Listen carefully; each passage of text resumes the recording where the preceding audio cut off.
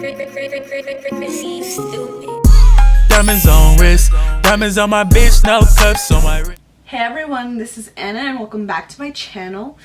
So as you guys can see from the title down below, this is my sunset eye look. I think it's super pretty. You can definitely wear this out in the daytime or in the nighttime, like whenever you want. Before we get right into the video, don't forget to subscribe. Please subscribe so you don't miss out on future videos that I will be posting. So yeah, let's just jump right in. Okay, so I've zoomed in a little bit more just so you guys can see the eye look. I already did this side and we're gonna go ahead and do this side.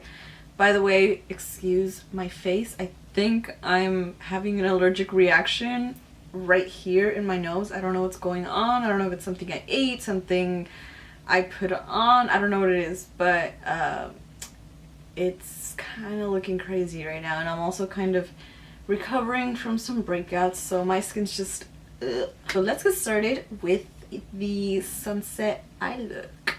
I think it's super cute. I know I said I was gonna be using it's backwards. I know I said I was gonna be using only the Saharan palette by Juvia's Place, but I couldn't find a good transition shade in here, so I'm actually gonna use one eyeshadow from the Nubian palette. I think this is the original one, and I'm gonna be using this orangey kind of color. Other than that, all the shades are gonna be from the Saharan palette. Using, of course, my Morphe E27. I always use this one, and we're just gonna be placing it right on the crease just to make it easier to blend all the darker colors. I'm just kind of sloppily placing this all the way from outer to inner corners right here, since if this is going to be a halo eye, it's better if you just put it everywhere in the crease.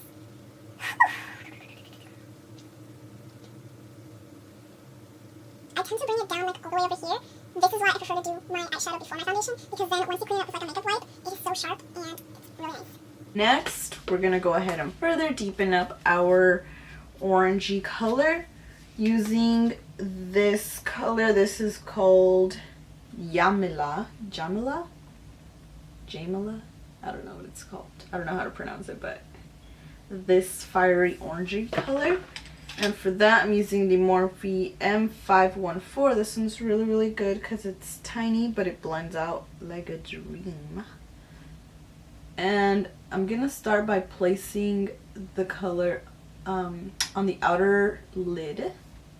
And like we did the first color, I'm just kind of tapping it in there. I'm pushing the shadow in there. Don't worry about the blending because we'll do that after. In the inner lid. Honestly, this palette is a really, really good palette if you're trying to explore with color. And not only that, I don't think it's that expensive compared to other eyeshadow palettes that are on the market right now. So this one's really good, and I know it's not like the newest eyeshadow palette that's out right now, but this one's a really good one.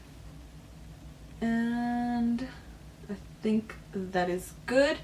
Now I'm gonna dip slightly into the shade Xoxo right over here. Not too much though, because even though this looks really like bright red on camera, the way it applies, it applies kind of like a hot pink, and I don't want that.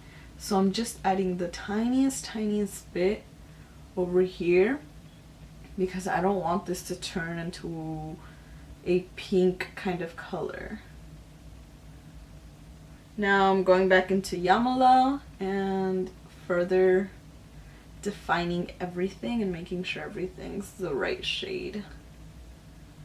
I'm gonna go back with my E27 into that first transition shade, the light orangey kind of color, and I'm bringing it a little higher because I want that kind of fade from light orange to dark.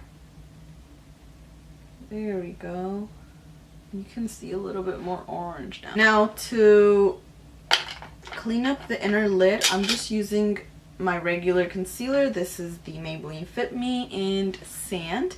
And I'm gonna go ahead and add the tiniest bit. You don't want to overdo it, like, honestly, because you're gonna have way too much concealer.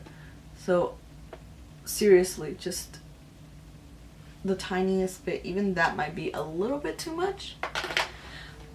You could choose to blend this out with a brush, but honestly I'm just gonna use my finger to blend it out. And you just want to tap it slightly and just clean up the middle of your eyelid. Now for the bright yellow, this one's the kind of like the spotlight of the makeup look. I will be using the color, oh damn, Would It Be? I don't know how to pronounce these shades, I'm sorry. I'm gonna be applying the eyeshadow with just like a simple little synthetic brush. It doesn't even have a brand. But the trick to getting the most out of your shimmer shadows is you want to get it on your brush just like that, and then you want to spray it with either like a setting spray. I know some people do MAC Fix Plus. Glycerin is really good too for that. For this, I'm using the Pearlescence Coconut Water. This is the hydrating face mist, and this also has glycerin in it, so it's gonna make the eyeshadow pop a lot more. And we're just gonna go ahead and apply it. I like to just tap it at first just to lay down the foundation. You guys see how crazy pigmented these are? And then once I have that, I'm just gonna go ahead and keep on adding a little bit more.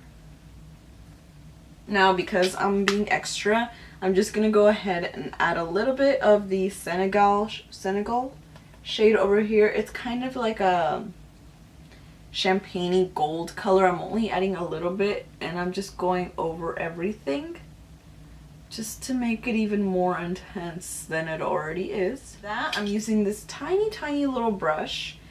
This is the Morphe M507, and we're gonna be dipping into the orange shade a little bit, and then the top xoxo, the pinky shade.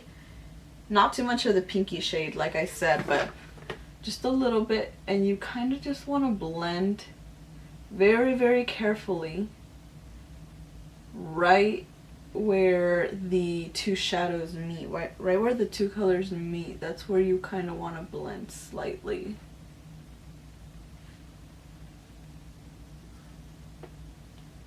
It's super pretty. I love that color, the yellow color. And I just keep adding and blending as I go until I get the desired eye look that I want.